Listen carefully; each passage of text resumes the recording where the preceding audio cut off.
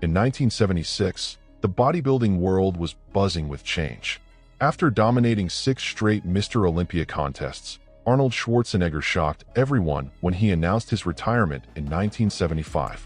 That decision didn't just close out an era, it cracked the door wide open for a new generation to chase the crown. Fans who were used to seeing Arnold raise the trophy year after year now had a burning question: who would step up and become the world's greatest bodybuilder? The 1976 tournament wasn't just another competition. It was the start of a whole new chapter. Without the Austrian giant on stage, the Olympia became an open arena where different physiques and personalities finally had their shot to shine. That's why the event in Columbus, Ohio, turned into one of the most anticipated in bodybuilding history. Everyone knew they were about to witness the end of a reign and the birth of fresh icons. Interestingly, Arnold didn't completely walk away. Together with Jim Lorimer, he took on the role of co-promoter, proving that his love for bodybuilding went way beyond competing. This partnership would later grow into something legendary, giving birth to events like the Arnold Classic. But in 1976, Arnold's presence backstage had a different impact. His charisma still filled the room, only now as the master of ceremonies instead of the man flexing under the spotlight. That detail gave the event even more symbolic weight. The Olympia became a real turning point, finally giving room to athletes who had spent years overshadowed by Arnold's dominance. For them, 1976 was the chance to prove to the world that they were worthy of the ultimate bodybuilding title. The crowd could feel that something historic was about to happen, and that sense of anticipation was electric. It's worth remembering that back then, bodybuilding was still carving out its identity as a professional sport. Mr. Olympia set the tone for what physique should look like and where the sport was heading. The end of the Arnold era raised a big question. What really mattered most? Size, symmetry, definition, or charisma? That was the debate in 1976, and the answer would shape the future of bodybuilding. This edition wasn't just defined by the absence of a champion. It was all about new stories being written. Suddenly, there were no absolute favorites. That uncertainty made the contest thrilling. Every pose, every walk onto the stage could flip the outcome. Olympia 76 was set to be unforgettable, not just for the battle itself, but for the historic meaning behind it. The venue chosen was the Veterans Memorial Auditorium in Columbus, Ohio, an impressive spot that could seat thousands. That September, it became the epicenter of bodybuilding, packed with around 6,200 fans, a record-breaking crowd for the sport at the time. The energy in that arena was electric. Cheers, flashes, and reporters everywhere, confirming that Olympia had evolved from a niche gathering into a true spectacle. That massive turnout showed how far bodybuilding had come since its humble start in 1965. What once looked like a small, underground movement of muscle-obsessed fans was now brushing up against mainstream entertainment. Each clap and roar from the audience confirmed it. Olympia wasn't just a contest anymore. It was the premier bodybuilding show on Earth, blending sport, performance, and art. The format also had a twist. Since 1974, the Olympia was split into 2 weight divisions: under 200 pounds, about 90 kilograms, and over 200 pounds, about 90 kg plus. That gave lighter but razor-sharp and symmetrical competitors a fair shot, instead of being overshadowed by the mass monsters. It was a simple idea, but revolutionary, recognizing different physiques and rewarding diversity in the sport. In the end, the winners of each division would face off for the ultimate title of Mr. Olympia. That meant winning your class wasn't enough. You still had to prove yourself against someone with a completely different body type. For the fans, it was the best of both worlds, a showdown between 2 very different visions of the perfect body. One more detail stood out: the prize money, $5,000 total. It doesn't sound like much today, but back then it was a serious step forward. It showed that bodybuilding was edging closer to real professionalism, giving athletes a reason to see it as a career. More than the trophy, that cash represented respect and recognition for men who were devoting their lives to the stage. What really blew the crowd away wasn't just the athletes, it was the production itself. Arnold Schwarzenegger and Jim Lorimer wanted the 1976 Olympia to feel unforgettable, and they nailed it. The show featured dramatic lighting, silhouette reveals, and stage effects that made the competitors appear like living statues. The whole setup felt theatrical, turning each entrance into a powerful moment. It wasn't just about muscle anymore. It was about creating a full visual and emotional experience for the audience. That attention to detail made Olympia 76 remembered not just for who won, but for the sheer spectacle of it all. Anyone in that crowd didn't just watch a posing contest. They lived through an artistic celebration of physical culture. Maybe that's why people still talk about it today. It proved bodybuilding could go beyond sport. It could move people, impress them, and bring new fans into the fold. But while the event was packed with promise, it was also shaped by big absences that completely shifted the tone of the competition. The first was Lou Ferrigno, one of the most popular giants of the era. Known for his towering height and massive frame, Lou stepped away from the stage to chase a career in football. He even tried out for the New York Giants in the NFL and the Toronto Argonauts in the CFL, betting that his size could translate into success as a lineman. Ferrigno's absence hit hard, for the fans and for the athletes. He'd been runner-up in 1974, and even though his 1975 performance was less impressive, he was still seen as one of the biggest names in bodybuilding. Without him, the heavyweight division lost much of its firepower. Fans expecting to see his imposing presence were stunned to find out he wasn't even competing. Another shock came with Serge Nubret, the legendary Frenchman nicknamed the Black Panther. Nubret had finished second in 1975 and was at the peak of his career, but he was suspended by Ben Weider after appearing in films the IFBB deemed inappropriate. The decision stirred major controversy, especially since Nubret was considered one of the most aesthetic and charismatic physiques in the sport. Furious at how he'd been treated, Nubret split from the IFBB and moved to the NABBA Federation, where he went on to win the 1976 Mr. Universe professional title.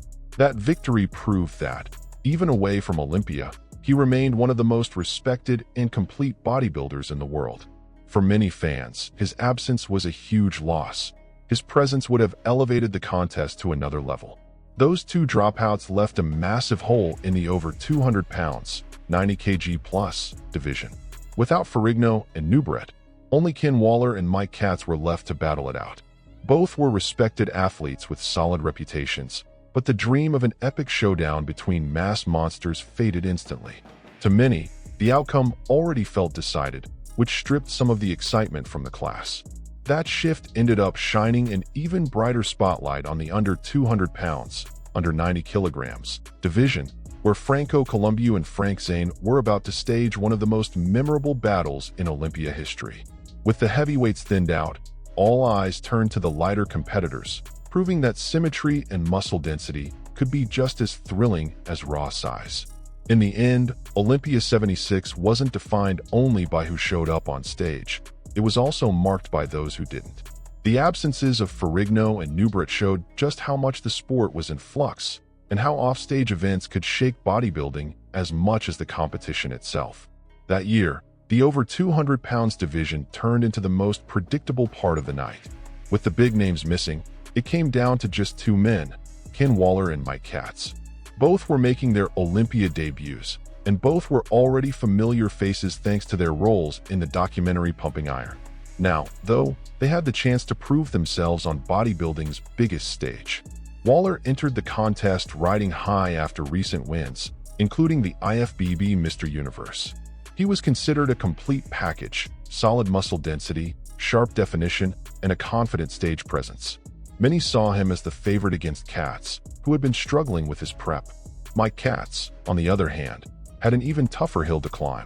He was coming off 3 back injuries in just 6 months, a streak that completely messed with his training and conditioning. Even though he was respected for his grit and charisma, he just wasn't at his physical best. The fans admired his perseverance, but deep down they knew beating Waller would be a long shot. Once they both stepped on stage, the difference was obvious. Waller showed off a balanced physique, with clean lines and solid proportions, while Katz couldn't quite hide the setbacks from his injuries. The result surprised no one.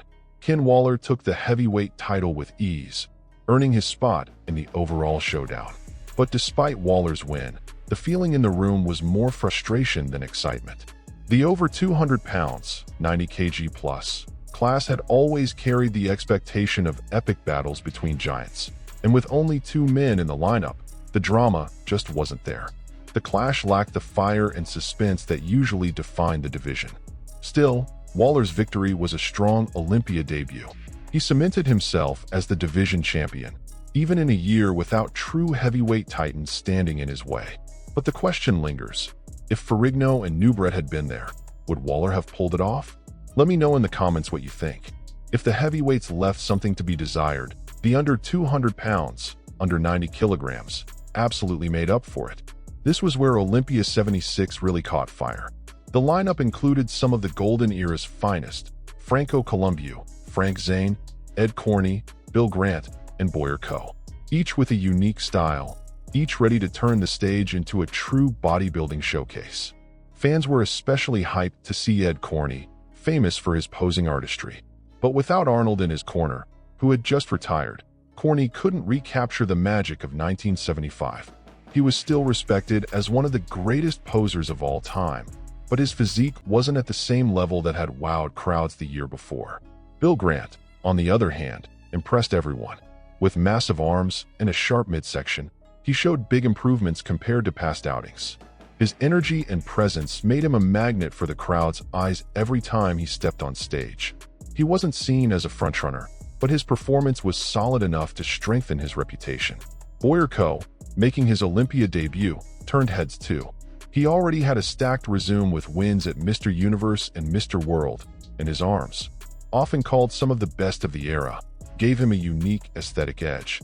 Confident and seasoned, Coe proved he could hang with the best even on his first Olympia stage. But the real highlight was the clash between Franco Columbu and Frank Zane. Franco, compact and ridiculously dense, looked like a block of granite carved into muscle. Zane, by contrast, was all about refinement, slender, elegant, and perfectly symmetrical. He embodied a different ideal of beauty, one that would inspire an entire generation. The contrast made their battle mesmerizing, raw power versus aesthetic perfection. With every pose, the crowd went wild, as if watching two titans from different worlds collide. Franco stunned with his thickness and definition, while Zane captivated with harmony and balance. Many still describe that showdown as a spiritual battle of physical perfection, something that transcended bodybuilding and entered the realm of art. When it came time to decide, the judges had the hardest call of the night. In the end, Franco edged out Zane by just a single point, taking the under 200 pounds crown. Boyer Coe locked in third, only a point ahead of Ed Corney, with Bill Grant rounding out the top 5. It was a razor-close finish that showed just how stacked the lineup really was. And then came the moment everyone was waiting for. The Veterans Memorial Auditorium buzzed with anticipation as the overall title matchup was set. Franco Columbu, the under 200 pounds champ, versus Ken Waller, the over 200 pounds champ.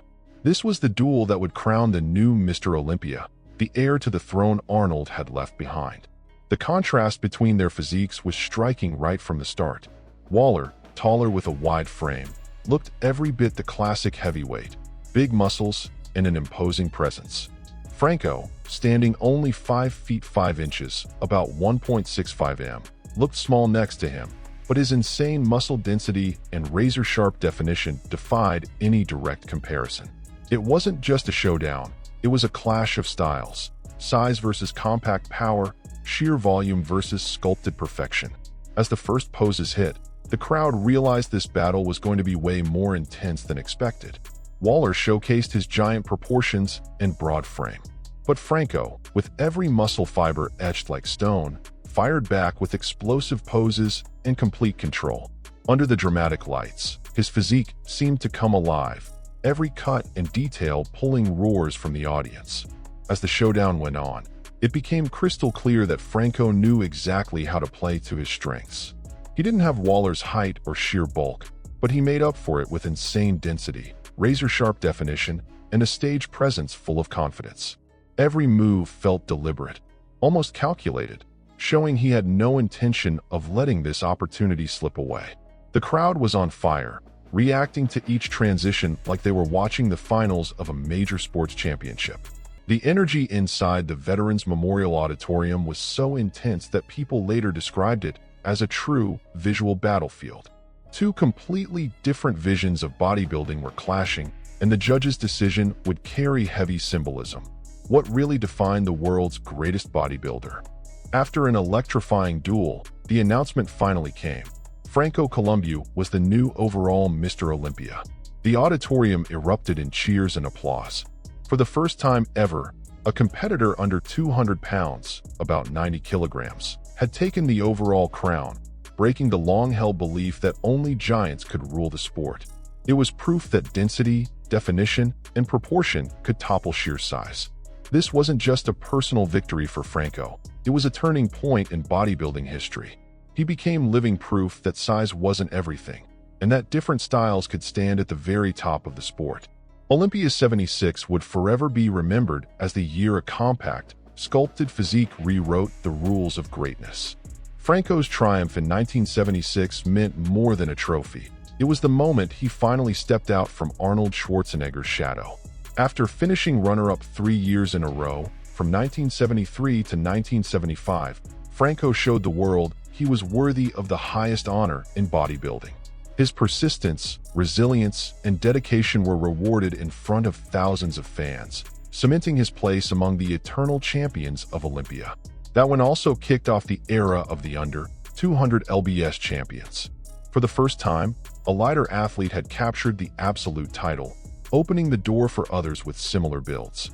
Soon after came Frank Zane's rise, with 3 straight Olympia wins from 1977 to 1979, proving that aesthetics and balance could dominate the sport just as much as mass. Olympia 76 marked a true turning point. Until then, the stage had been ruled by giants: Arnold, and before him, Sergio Oliva. Huge, imposing physiques had set the standard of perfection. But with Franco and then Zane, the narrative shifted. Symmetry, proportion, and aesthetics now carried just as much weight as raw muscle mass. That change breathed new life into bodybuilding and sparked debates that continue to this day. What truly defines the best physique in the world? Is it the overwhelming presence of the heavyweights, or the harmony of the lighter athletes? Olympia 76 proved there wasn't a single answer. What mattered was celebrating different styles under the same spotlight. That balance kept the sport alive, dynamic, and constantly evolving. For Franco, the legacy went even deeper. His 1976 victory showed that determination could overcome even the toughest odds. He became a symbol for shorter athletes who once thought they had no chance against the giants. His name stood for perseverance and the idea that every detail of the physique, when refined to perfection, could make all the difference. Franco Columbu's triumph left a permanent mark on bodybuilding. After years of falling just short, he finally reached the mountaintop, and his victory became the ultimate symbol of grit and dedication. He proved you didn't have to be the biggest man on stage to claim the sport's most coveted title. You had to be the most complete in density, definition, and presence. His win inspired generations of lighter and shorter athletes who, until then, believed they could never stand toe-to-toe with the giants. The 1976 Olympia also cemented Arnold Schwarzenegger and Jim Lorimer as powerhouse promoters of bodybuilding. The show they put together in Columbus didn't just raise the bar, it set a standard for how future competitions would look and feel. Their partnership worked so well that it eventually gave birth to one of the biggest sporting events in the world, the Arnold Classic, which to this day hosts epic battles and celebrates bodybuilding culture on a global stage. Another lasting legacy of 1976 was the way it previewed the diversity of styles that would shape bodybuilding for decades to come. That stage made it clear there wasn't just one path to the perfect body. Franco's density, Zane's refined aesthetics, and Waller's size represented 3 very different roads to excellence. This mix turned Olympia into more than just a competition. It became a showcase of contrasting philosophies of the human physique. That diversity would soon become the sport's trademark. In the years that followed, fans and judges alike learned to appreciate both the masked monsters and the masters of proportion and symmetry. Olympia 76 was the starting point of that evolution, proving bodybuilding didn't need to be locked into a single mold. This shift was key to keeping fans engaged and opening the door for athletes with all kinds of builds to dream big. The cultural impact can't be overstated either. The way Franco won, squeaking past Zane by a single point and then toppling Waller for the overall crown, made that Olympia unforgettable. Everyone leaving the Veterans Memorial Auditorium knew they had just witnessed history. It wasn't only that a new champion had been crowned, a new definition of physical perfection had been set right before their eyes. That's why Olympia 1976 stands as an eternal landmark. It didn't just crown Franco Columbu. It redefined what it meant to be Mr. Olympia. It proved the sport was constantly evolving, and its greatness wasn't tied to a single man, but to the ability to reinvent itself with every new generation. And that's the end of another unforgettable chapter in Olympia history. The year 1976 wasn't just about Franco Columbu's victory. It was about a whole new era, a complete redefinition of what being a champion really meant. It was proof that bodybuilding is about more than just piling on size. It's about dedication, aesthetics, proportion, and above all, passion. Now I want to hear from you. What was the most iconic moment of this Olympia in your opinion? Would you have chosen Franco Columbu, with his insane density, or Frank Zane, with his flawless symmetry, as the winner? Drop your thoughts in the comments. I'd love to hear your take. If you enjoyed this video, don't forget to smash that like button. It really helps the channel grow and shows that you love reliving these epic bodybuilding stories as much as we do. And if you're not subscribed yet, hit that subscribe button so you don't miss the next episode in this special series covering every Mr. Olympia in history. And hey, if you want to support the channel even more, consider becoming a member. It's a way to join us in keeping this passion alive. Oh, and make sure to turn on the notification bell. That way, you'll be among the first to watch and comment whenever a new video drops. And trust me, the next chapters in this series are going to bring even more intense and surprising stories. Thanks so much for watching until the end. This channel exists because of you, and every comment, like, and share makes a huge difference. So let's keep the fire of bodybuilding history alive, together. See you in the next video.